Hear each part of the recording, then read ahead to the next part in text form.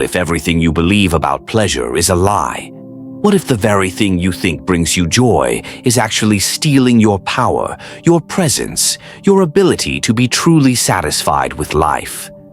You wake up reaching for your phone before your feet hit the floor. You scroll through endless feeds, searching for that next hit of dopamine.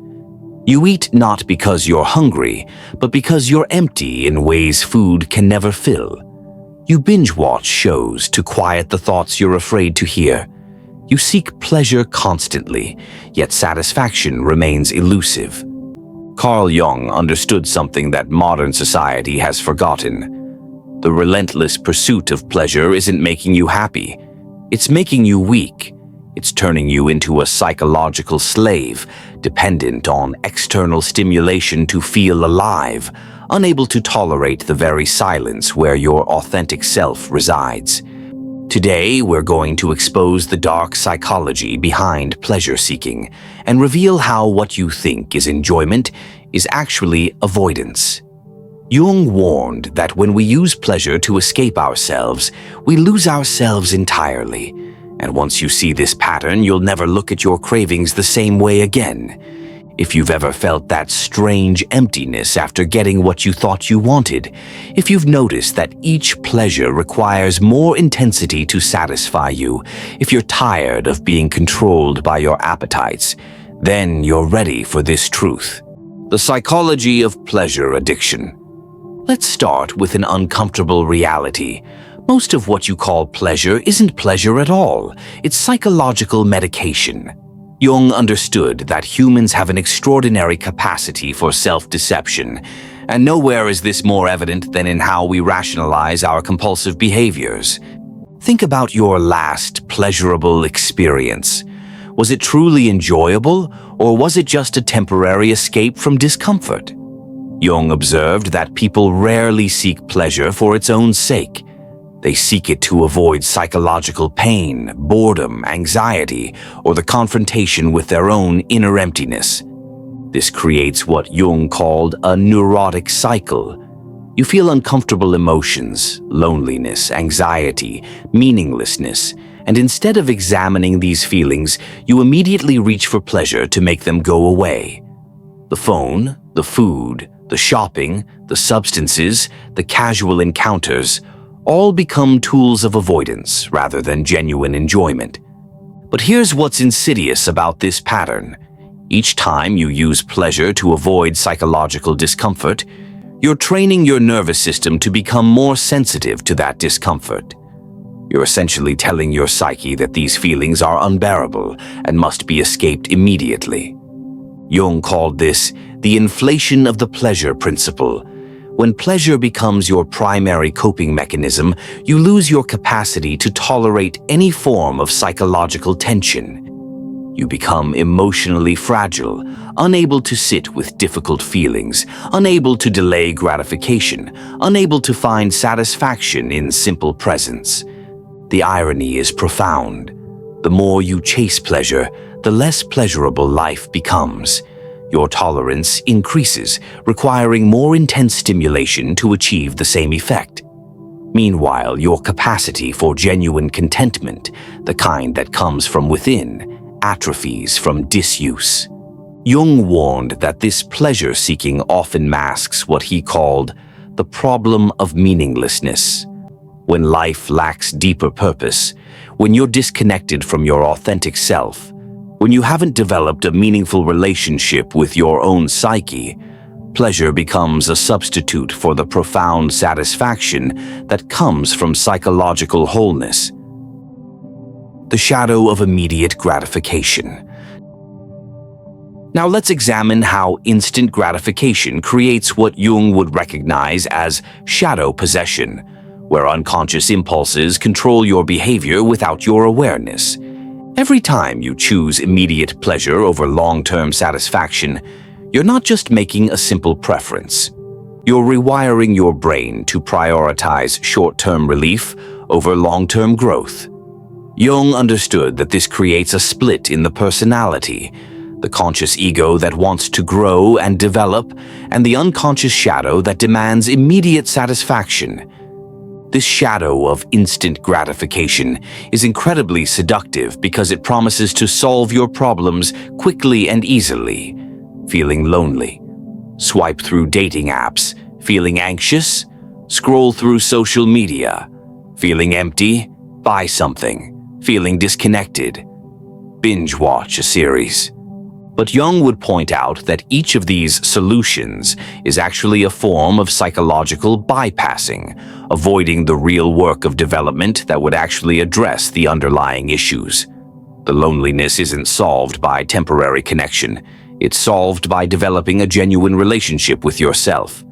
The anxiety isn't cured by distraction. It's transformed through understanding and integration. What's particularly dangerous about this pattern is that it creates what Jung called psychological inflation. The ego begins to believe it can control and manipulate its emotional states through external means. You start to think that happiness is something you can purchase, consume, or click your way into. This creates a fundamental misunderstanding about the nature of fulfillment. Real satisfaction, according to Jung, comes from what he called individuation, the process of becoming psychologically whole and authentic.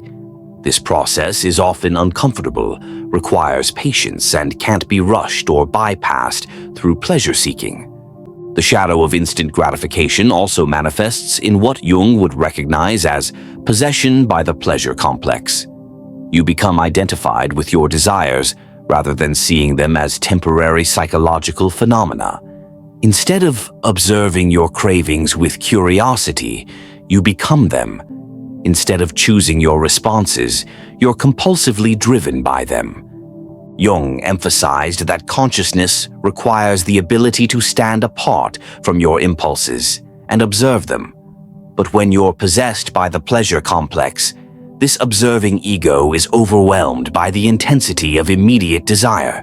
You lose the psychological space necessary for conscious choice. The unconscious programming of comfort-seeking. Jung understood that much of our adult behavior is unconsciously programmed in childhood, and pleasure-seeking is no exception. Let's examine how early experiences create unconscious patterns that drive compulsive pleasure-seeking in adulthood. As children, most of us learned that difficult emotions were problems to be solved rather than experiences to be understood. When you cried, you were given a toy or snack to stop crying. When you were upset, you were distracted with entertainment. When you were anxious, you were comforted with external soothing rather than taught to develop internal resources. Jung would recognize this as the development of what he called false compensation patterns. Instead of learning to tolerate and integrate difficult emotions, you learn to escape them. Instead of developing genuine self-soothing capabilities, you became dependent on external sources of regulation. This early programming creates what Jung called the undeveloped personality, someone who remains psychologically dependent on external sources of satisfaction. The undeveloped personality can't tolerate psychological tension, can't delay gratification, and can't find meaning in difficulty or discomfort. But here's what's particularly insidious. This programming operates entirely below the threshold of consciousness. You don't consciously decide to reach for your phone when you feel lonely. It happens automatically. You don't deliberately choose food when you're emotionally hungry. The pattern activates without conscious awareness. Jung emphasized that becoming conscious means recognizing these unconscious patterns and reclaiming the power of choice. But this requires developing what he called the observing ego, the part of your psyche that can witness your impulses without being controlled by them.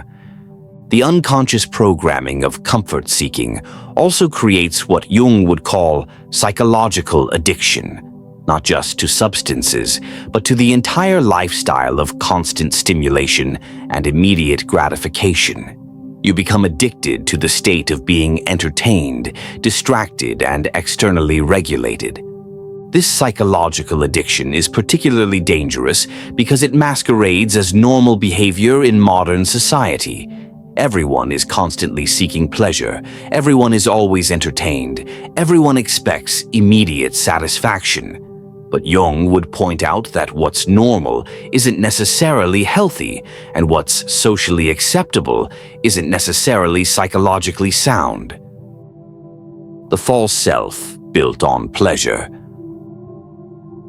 One of Jung's most profound insights was the distinction between the authentic self and what he called the persona, the false self we construct to navigate social demands. Pleasure-seeking often becomes a fundamental component of this false self, creating what we might call the pleasure persona. The pleasure persona is the version of yourself that's always fun, always positive, always seeking the next enjoyable experience. This persona believes that happiness is the highest goal, that pleasure is inherently good, and that any discomfort should be avoided or medicated away. But Jung understood that this persona, while socially acceptable, is psychologically superficial. It's built on the avoidance of depth, the rejection of difficulty, and the refusal to engage with the full spectrum of human experience. The pleasure persona can't handle sadness, can't tolerate boredom, and can't find meaning in struggle. This creates what Jung called the problem of the unlived life. When you're constantly seeking pleasure, you're avoiding the experiences that would actually lead to psychological growth and authentic satisfaction. You're living on the surface, skimming across the depths of human experience without ever diving in. The pleasure persona also creates a fundamental dependency on external circumstances for psychological well-being. If the pleasures are available, you feel good. If they're not, you feel terrible. Your emotional state becomes entirely dependent on your ability to access pleasurable experiences. Jung would point out that this is a form of psychological slavery. You've become a prisoner of your own appetites, controlled by your cravings, dependent on external sources for internal peace. The very thing you thought would give you freedom, the pursuit of pleasure, has actually enslaved you. But there's an even deeper problem. The pleasure persona prevents you from developing what Jung called genuine personality. Genuine personality emerges through facing difficulties, integrating challenges, and finding meaning in the full spectrum of human experience. When you're constantly avoiding discomfort through pleasure-seeking, you never develop this deeper strength. The false self built on pleasure is also inherently unstable because it depends on things you can't ultimately control. Circumstances change, pleasures become unavailable, tolerance increases, and what once satisfied you no longer does. The foundation of your identity becomes unreliable, leading to anxiety, depression, and a constant search for more intense forms of stimulation. The death of genuine satisfaction. Perhaps Jung's most disturbing insight about pleasure-seeking is how it actually destroys your capacity for genuine satisfaction. This isn't just about diminishing returns, it's about the fundamental rewiring of your psychological relationship to contentment itself. Jung observed that genuine satisfaction comes from what he called the completion of psychological processes. This means allowing experiences to unfold naturally, tolerating the discomfort of growth, and finding meaning through engagement with life's challenges. But constant pleasure-seeking interrupts these natural processes. When you immediately reach for pleasure to avoid any discomfort, you're essentially aborting the psychological processes that would lead to genuine fulfillment. It's like eating candy when you're hungry for a real meal. You might get temporary relief, but you're not actually addressing the deeper need. Jung understood that the psyche has its own natural rhythms and cycles. There are times for expansion and times for contraction, times for activity and times for reflection, times for pleasure and times for contemplation. But the pleasure-addicted personality tries to maintain only one state: constant stimulation and immediate gratification. This creates what Jung would recognize as psychological imbalance. Just as the body needs both rest and activity to remain healthy, the psyche needs both pleasure and difficulty, both comfort and challenge, both satisfaction and longing.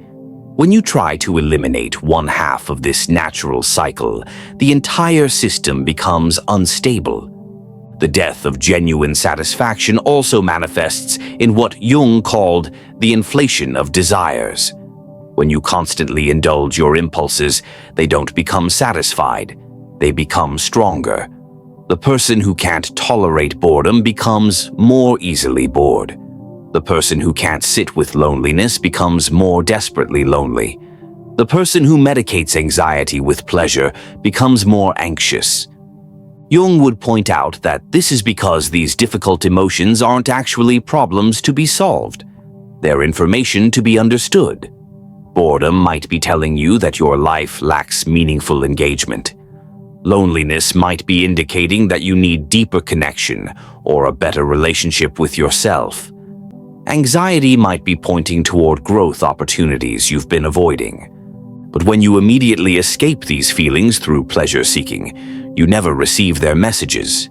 You remain stuck in patterns that don't serve you, disconnected from the wisdom of your own psyche, unable to access the guidance that difficult emotions provide. The path to authentic fulfillment. So what's the alternative? How do you escape the pleasure trap and rediscover genuine satisfaction? Jung's answer was deceptively simple but profoundly challenging. You must learn to tolerate psychological tension without immediately rushing to resolve it. This doesn't mean becoming ascetic or rejecting all pleasure. It means developing what Jung called the transcendent function, the ability to hold opposites in conscious awareness without immediately collapsing the tension through action. You learn to feel your loneliness without immediately seeking connection. You experience your boredom without immediately seeking stimulation. You sit with your anxiety without immediately seeking relief. This practice of conscious tolerance creates psychological space, the gap between stimulus and response where genuine choice becomes possible. In this space, you can ask deeper questions. What is this feeling trying to tell me? What would truly serve my growth right now? How can I respond to this from my authentic self rather than my conditioned patterns? Jung called this process individuation, the journey towards psychological wholeness and authentic selfhood. Individuation requires you to face the parts of yourself you've been avoiding, to integrate the shadow elements you've been rejecting, and to develop a conscious relationship with your own unconscious processes. The irony is that this path, which initially seems less pleasurable than constant gratification, actually leads to a much deeper and more sustainable form of satisfaction. When you're no longer running from yourself, when you can tolerate the full spectrum of human experience, when you're connected to your authentic nature, life becomes inherently fulfilling in ways that external pleasure can never provide. You came here seeking understanding about pleasure, and you're leaving with a fundamental choice. Continue the unconscious pursuit of immediate gratification that keeps you psychologically weak and dependent, or begin the conscious work of developing authentic strength and genuine satisfaction. Jung's message is clear. The pleasure you're chasing isn't actually pleasurable. It's psychological avoidance disguised as enjoyment. Every time you reach for external stimulation to avoid internal discomfort, you're trading your power for temporary relief, your growth for momentary comfort, your authentic self for a false persona built on consumption. But now you see the trap. You understand that real fulfillment comes not from avoiding difficult emotions, but from developing the psychological strength to face them. You recognize that genuine pleasure emerges naturally when you're connected to your authentic self rather than constantly seeking to escape from it. The choice is yours. Remain enslaved to your appetites or develop the conscious strength to choose your responses. Stop looking for pleasure outside yourself and start cultivating the inner wholeness that makes external pleasure unnecessary. Your journey toward authentic fulfillment begins the moment you stop running from yourself and start developing the courage to be genuinely present with your own experience. That's where real power lives, not in what you can consume, but in what you can consciously choose. Share in the comments. What pleasure-seeking pattern are you ready to examine more honestly? Your awareness might be the beginning of someone else's freedom too.